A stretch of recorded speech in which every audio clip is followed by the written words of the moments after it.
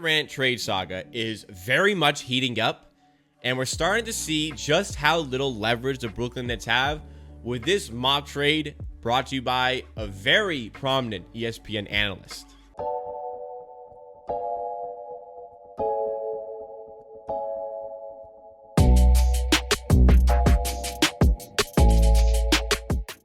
So obviously, the Kevin Durant trade saga has really just taken off in the last 48 hours whenever this comes out, because Kevin Durant confirmed his stance. He wants to get traded unless the Brooklyn Nets are willing to fire Steve Nash, their coach, and their GM, Sean Marks.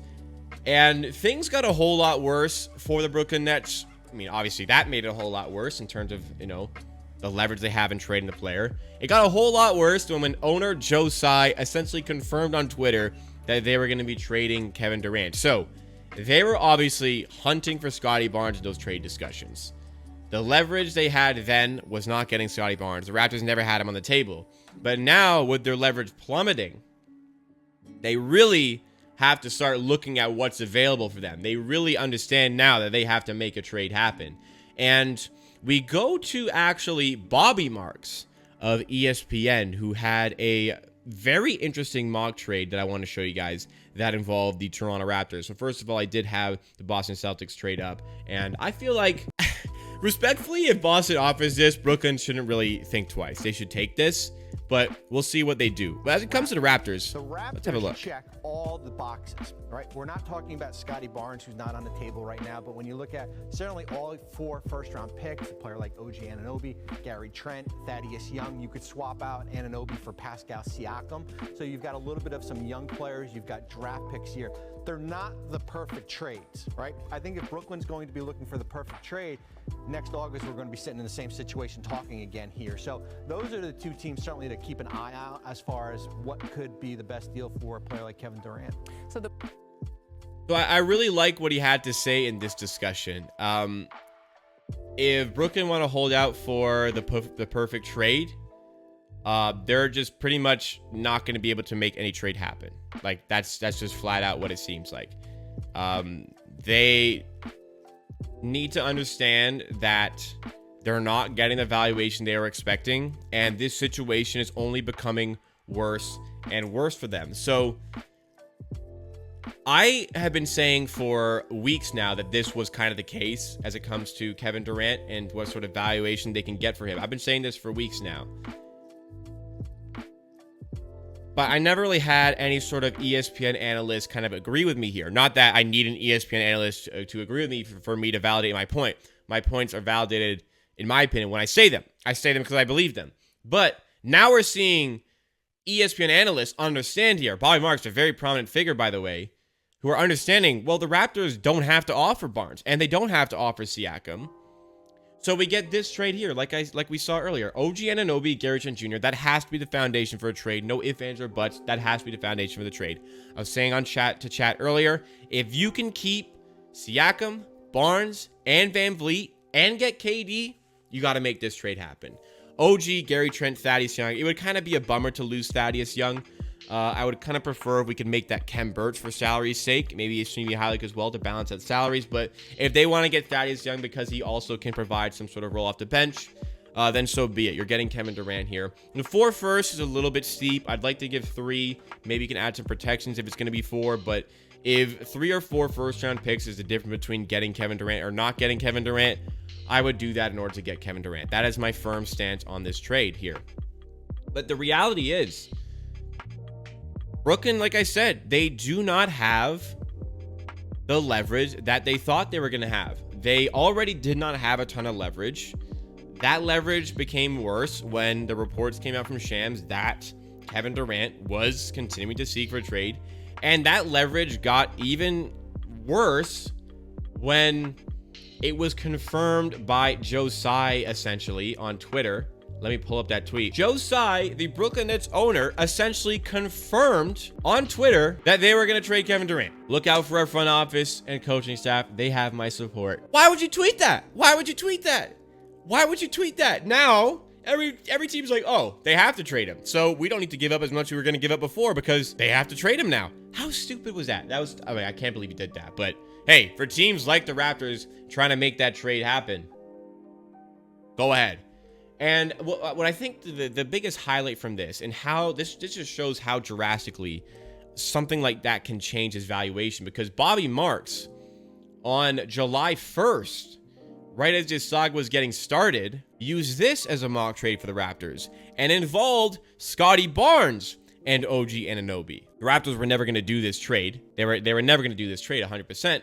But this is the valuation that people were expecting for Kevin Durant at the time. And the recent mock trade, as I showcased in this clip previously, it's a testament to how far the leverage and valuation has dropped as a result of the Brooklyn Nets just being such an idiotic franchise.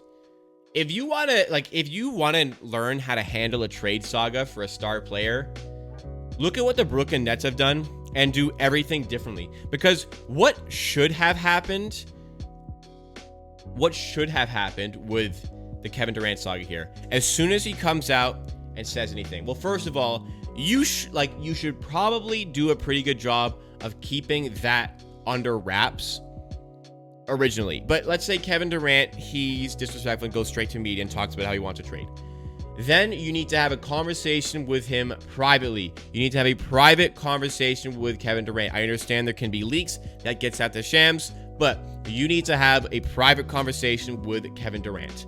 Now, if at that point the information leaks, because you know what, fair. They didn't trade Kevin Durant in the last month because they didn't even understand why he wanted to trade or what this was all about.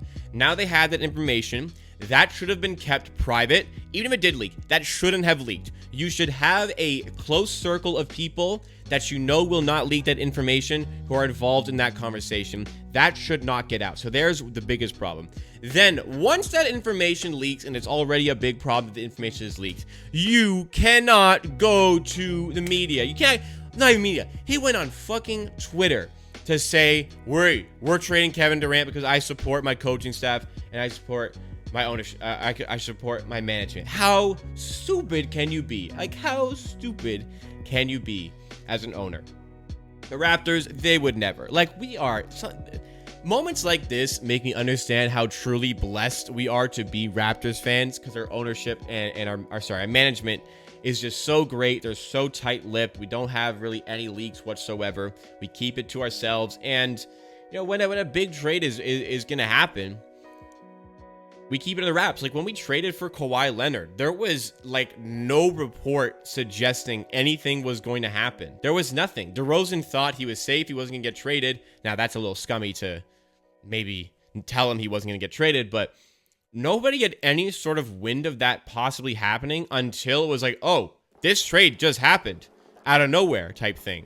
So Brooklyn have handled this very poorly, and they're going to pay the price as a result. They're going to go from possibly getting Scotty Barnes, which I mean, they never were, to all of a sudden having to possibly accept OG and Gary Trent Jr. as the main piece of the package they're going to get. Boston are obviously still lurking here, and they offered Jaylen Brown. Then I think that would be a big win for the Brooklyn Nets to get a much younger player in Jaylen Brown, who they can still build around for the future. And I think that would be a great player for them to build around for the future. Maybe some question marks if Jaylen Brown could be the number one guy, but like that's a great return based on the sort of valuation that we are seeing currently for Kevin Durant. So horribly done by Brooklyn Nets ownership here. They've played all their cards wrong, and it's no surprise here.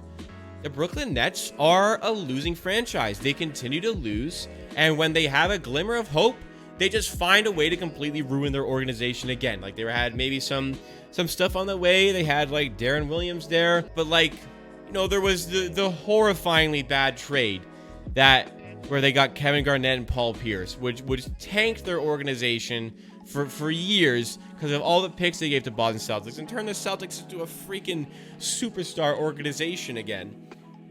And then they finally, like, they struck gold in free agency. Like, they don't deserve it, but they struck gold in free agency. They get Kyrie and Kevin Durant, and it looks like they're going to blow that up and ruin all of that. So, if you want to learn how to lose and be a bad franchise, go talk to the Brooklyn Nets, because they're pretty good at dismantling the franchise. They dismantled your franchise twice in like a decade, and it seems like this is going to be no different. I'm very eager to see how all of this plays out and what valuation they can actually get, because according to Joe Tsai and Brooklyn Nets management, when they trade Kevin Durant, they're going to take, quote, like every last asset from the team that trades for him. No, you're not. And as Bobby Marks said, if they're waiting out for the perfect trade, then we're going to be talking about this next August when he still isn't traded and still doesn't want to play for that team. But this is a clip. This has been recorded for a clip for Amateur Clips on YouTube. If you're watching on YouTube, be sure to drop a like and consider subscribing for more clips just like this in the future. We do plenty of clips about the Raptors in the offseason. We have a post-game show for the Raptors on every game throughout the season. We'll see you again next time for another clip.